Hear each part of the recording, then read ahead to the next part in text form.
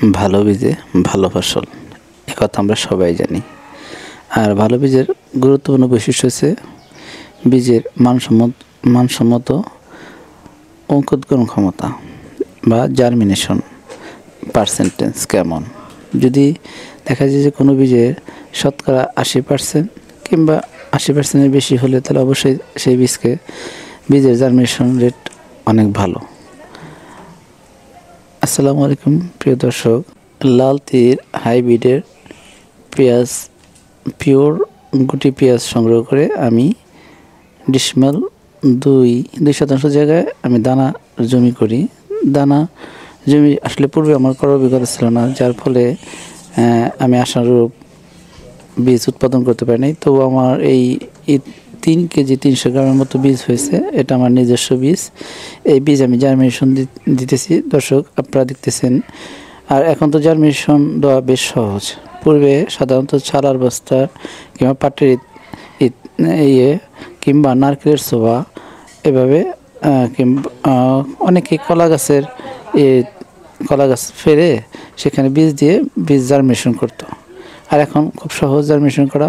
এই প্লাস্টিক আমার মতো এরকম ছোট্ট বাটি নিয়ে টিস্যু দিয়ে সেখানে একটু পানি দিয়ে তারপর বীজ ছিটিয়ে একটা টিস্যু দিয়ে ঢেকে নেওয়ার পর আপনার একটু যদি পানির প্রয়োজন হয় একটু পানি দেওয়া, আর যদি টিস্যুতে যথেষ্ট পরিমাণ পানি থাকে তাহলে সেভাবে দিয়ে এটার মুখ আটকে রাখলেই জার্মিনেশনের জন্য আপনার 4 দিন, সর্বোচ্চ 4 দিনের ভিতরেই দেখা যাবে যে দানার বীজ জার্মিনেশন হয়ে গেছে। দর্শক, আমি অলরেডি 4 দিন পূর্বে রাখছিলাম। এই 4 দিন শেষে আজকে বের করে আপনাদের দেখাচ্ছি যে কি পরিমাণ এই লাল তীর হাইব্রিড সেকেন্ড জেনারেশন বলতে পারেন, যেহেতু এটা আমার নিজের হাতের বীজ এবং বীজের বিশুদ্ধতা বেশ আমার ভালো জানাশোনা লোকের কাছ থেকে নেওয়া। দেখেন, আপনারা দেখতে পাচ্ছেন যে এখানে বেশ ভালো জার্মিনেশন হয়েছে। যদি আমার বীজের একটু সমস্যা হয়েছিল ওই জমিতে, মানে ঘাস আসার কারণে বীজটা একটু ছোটো হয় এবং অনেক চিটা হয়, সেগুলো আমি ফেলে দিয়েছিলাম ওই সময় বীজ সংগ্রহের সময়ই। এখন দেখা যাচ্ছে যে এখানে 90% জার্মিনেশন হয়েছে।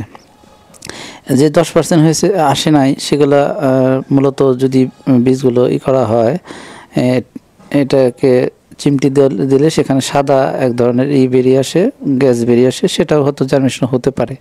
তো আমরা এই বীজকে জার্মিনেশন রেট বেশ আমার এক্সপেকটেশনের চেয়ে একটু বেশি হয়েছে বলা যায়। কারণ আমি ভাবছিলাম যে জার্মিনেশনটা আরেকটু কম হয়, যেহেতু বীজটা পরিপুষ্ট হওয়ার আগেই পেকে যায় এবং আমি তা সংগ্রহ করি। আমার যেহেতু প্রথম বছর দানা দেওয়া ছিল, যার কারণে আমার এত অভিজ্ঞতা ছিল না, তবুও আমার এক্সপেরিয়েন্সটা অনেক হাই রেটই বলতে পারি। এবং এই যে সেকেন্ড জেনারেশনের হাইব্রিড বীজ যদি আপনারা করেন, মানে হালি পেঁয়াজে লাগান, তাহলে এর প্রোডাকশন ওই লাল তীর হাইব্রিডের থেকে হয়তো 10 মণ কিংবা সর্বোচ্চ 15 মণ কম হবে, যার বেশ ভালো প্রোডাকশন। এজন্যই দেখা যাচ্ছে বাজারে যেমন সম্রাট, তারপর খানের হাইব্রিড, বিভিন্ন ধরনের যে সুলতান, হাফিজ কিং, বিভিন্ন ধরনের হাইব্রিড সেকেন্ড জেনারেশন পাওয়া যায়, যেটা বাজারে খুব কম দামে 8 থেকে 5, 7, 8 কিংবা 10, 11, মানে কোম্পানির ডিমান্ড অনুসারে এটার দাম থাকে। আপনারা সহজে পেতে পারেন এবং লাভবান হতে পারেন। সবাইকে ধন্যবাদ। ভিডিওটি ভালো লাগলে লাইক দিন, আর যারা আমাদের চ্যানেল নতুন আছেন তাদের সবাইকে সাবস্ক্রাইব করার অনুরোধ রইল।